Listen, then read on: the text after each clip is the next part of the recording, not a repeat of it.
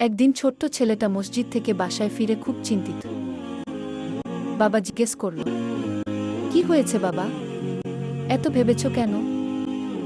ছেলে বলল, আব্বু, ইমাম সাহেব বললেন শয়তান মানুষকে নামাজ থেকে গাফেল করে দেয়। বাবা বলল, হ্যাঁ ঠিকই তো। ছেলে খুব সিরিয়াস মুখে বলল, তাহলে শয়তান কি জান না আমি এখনো বাচ্চা? আমি শুধু দোয়াই মুখস্থ করেছি। ও আগে বড়দের বিরক্ত করুক না। বাবা হেসে বলল, বাবা, শয়তান বাচ্চা বুড়ো দেখে না, ও চায় কেউ যেন আল্লাহর কথা না মনে রাখে গু। তাই ছোট বলেই অবহেলা নয়, আল্লাহকে মনে রাখা শেখা উচিত ছোট থেকেই।